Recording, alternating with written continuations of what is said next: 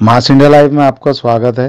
मालेगांव के जमूर कॉलोनी में गड्ढों से, गटर से, गंदगी से जूझ रही जनता के लिए माजी आमदार शेख आसिफ ने पूरे वार्ड का विकास करने की जिम्मेदारी लेकर उन वादों को पूरा करने की जद्दोजहद शुरू कर दी, जिसके नतीजे में इस इलाके की जनता में खुशी की लहर दौड़ गई और वार्ड के नागरिकों ने शेख आसिफ के कामों की तारीफ की। मास इंडिया भी इनके इस काम का पुरजोश इस्तकबाल करता है और उम्मीद करता है कि जमूर कॉलोनी के लोगों ने जो एतमाद माजी आमदार पर किया है, इसको वो खुश असलूबी के साथ काम करके दिखाए। मास इंडिया के साथ शफीक खान की रिपोर्ट। नहीं, पहली बात तो ऐसा है कि अगर मैं एमएलए होता तो मैं अधिकारियों के कपड़े उतारने लगा था, मैं खुद कपड़े नहीं उतारता। एक लड्डू लाया गया, 2 लोगों को तोला गया, माननीय कमिश्नर साहब को और माननीय मुफ्ती साहब को। तो दोनों का वजन कितना होगा फिर भी अंदाज?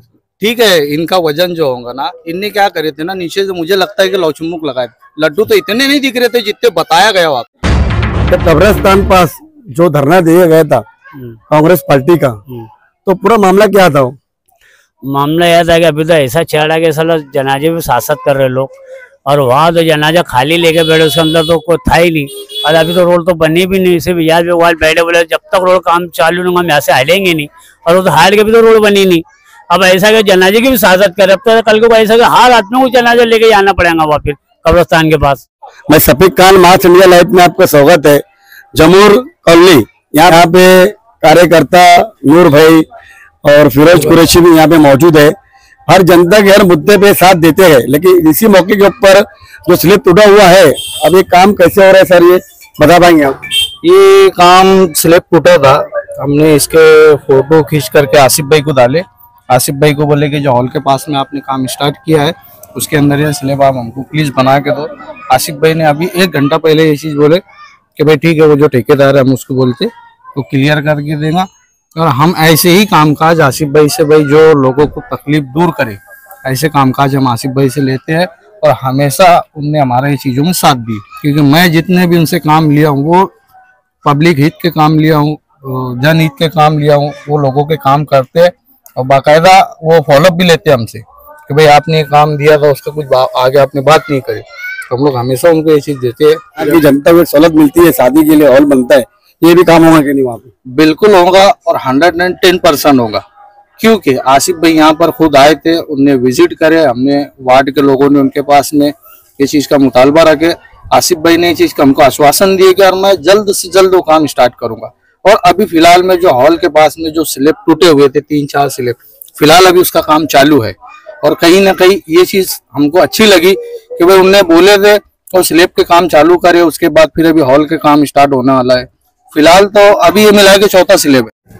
हम नूर भाई भी यहाँ पे मौजूद है और सामाजिक काम के अंदर बहुत चल बढ़ के काम कराते भी है, लेकिन कलकत्ता कंपनी भी इनका हरदम विरोधी रहा है। लेकिन इस वार्ड के अंदर जब यहाँ पे आए तो माजी आमदार शेख आसिफ ने यहाँ विजिट करके यहाँ काम का आगाज किया।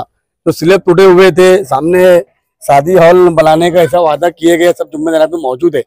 नूर भाई, ये पूरा मामला और पूरा काम आपने कैसे शेख आसिफ से लिया? शेख आसिफ से साथ से मैंने ये काम लिया। पहले यहाँ लोग आए ना, वो आ रहा फोटो खींच रहा, वो आ रहा, हर पलटे लगे आगे फोटो खींचे, बोले हम कल बना देंगे, परसों बना देंगे, कल, ऐसा लोगों को इशारा दी थी। अब इतने बाद आसिफ साहब से मेरी बात हुई थी, ज्यादा नहीं बोला 10-12 दिन हुआ। आसिफ साहब ने विजिट करके घान कचरा देके बोले मैं तुमको 2-3 दिन के अंदर बना देता। तो इंशाल्लाह अगर हम कहा ने 2-3 दिन, तो बोले मैं 5 दिन का मटेरियल गिर गया। अभी हॉल भी बना के देंगे, वही गटर जो ढाबे वो पूरा बात नहीं देंगे। अब टोटल काम की जिम्मेदारी हमने ले चुके ले। और अभी तो हम यहाँ तक बोलेंगे, अब जितने भी अगर महल्ले के अंदर जो भी है टोटल, हम तो उनके अलावा किसको देंगे अपनी शेख आसिफ सेक्रेटरी साहब। मेरा आपसे था, जैसे बीजेपी पार्टी छोड़ने के कारण क्या था आपका? बीजेपी पार्टी छोड़ने में ये कारण था कि मतलब को वो 2-3 बार इसलिए हॉल का बोला नहीं करे। एक बार आया सुनील लावा भी आके यहाँ पे विजिट करा, बोले आप बोले मैं बजट डाला 21 लाख रुपए बजट डाला और बजट ने कुछ काम नहीं करा। तो मेरा इसलिए मैं पार्टी छोड़ के फिर आसिफ साहब से मुलाकात हुई। तो शेख आसिफ साहब के आपको उम्मीद है कि यहाँ के हर काम भी ऐसे ही करते रहेंगे? ऐसा शेख आसिफ साहब को बोला तो उनका सालों से 20 साल उनके साथ में, मैं भी गलती से मतलब बीजेपी में चल गया था, तो उनके साथ ही रह चुका मैं। अभी सिर्फ उनके हाथ में वो काम करते, मेरे को मालूम है शुरू से काम करते। हाँ, रशीद साहब जब से मतलब साइकिल से आता था चुना, जब से उनके साथ में वो काम करे, महल्ले काम टोटल। और मैंने ये बोला जितने भी काम रईसी साहब ने करेले, आसिफ साहब ने, मुफ्ती साहब ने कोई काम ही नहीं करा, बता दो रोड के ऊपर क्या काम करेले या किन्हें काम करेले बता देना मेरे को, किन्हें काम। अभी वो बोल लगा बोले लड्डू में तोला पे, साला खुद के औलाद को भी लड्डू में तोले क्या पब्लिक ने? नहीं, लड्डू किसने तोला था? पब्लिक ने तोले थे मुफ्ती साहब को। क्यों? अगर घर का बच्चे तो काम करते उसको लड्डू में तोलेगा आपने कभी, जो उनको लड्डू का अच्छा करवा। अब लोगों रोड बनी नहीं कब्रिस्तान की, फिर तो क्या हमारा हॉल बना देंगे, सिर्फ आगे फोटो इच्छा रहे बस उनके वर्कर लोग आगे। लड्डू में जो तोलने की बात है, तो लड्डू में ऐसे इंसान को तोला जाता है कि जो वाकई पेड़े के लायक है ना। लड्डू में तोलना, ये लड्डू का पैसा बेफिजुल। इसमें भी लड्डू के तोलने के अंदर भी आवाम को गुमराह किया गया। एक लड्डू लाया गया, 2 लोगों को तोला गया, माननीय कमिश्नर साहब को और माननीय मुफ्ती साहब को। तो दोनों का वजन कितना होगा फिर भी अंदाज? ठीक है, इनका वजन जो होगा ना, इनने क्या करे थे ना, नीचे से मुझे लगता है कि लौचमुक लगाए थे। लड्डू तो इतने नहीं दिख रहे थे जितने बताया गया वहाँ पे। हालांकि देखा जाए तो एक मैक्सिमम मुफ्ती साहब का 70-75 किलो वजन है, और लड्डू जो है ना कांटे पे 60 से 40 किलो 40 से 60 किलो लड्डू दिख रहे थे। तो एक लड्डू के अंदर 2 लोगों को, यहाँ पर भी आवाम को गुमराह किया गया। और मुफ्ती साहब की शुरू से ये पॉलिसी रही है कि आवाम को, लोगों को गुमराह करना, लच्छेदार बातों के अंदर गुमराह करना। देखो एक चीज है, शहर के लोग जान गए हैं, शहर के लोगों ने चीज समझना चाहिए। अच्छे बुरे के अल्लाह ताला ने हमको समझ दिया है कि कौन हमारे हक में सही है और कौन हमारे हक में गलत है। अभी असेंबली का इलेक्शन है, तो शेख आसिफ के लिए आप कैसी मदद करेंगे? अभी तन मन धन के साथ करेंगे, तन मन धन के साथ करेंगे। और हम वो लोग नहीं है कि साहब तुम कुछ मत करो हम तुम्हारे साथ हैं। हम वो बोलते कि साहब तुम सब कुछ करो जब हम तुम्हारे साथ है। और हमारा लीडर करता है। शेख आसिफ, शेख रशीद साहब जो है, ये शुरू से कामिली ज़हनियत रखने वाले लोग हैं।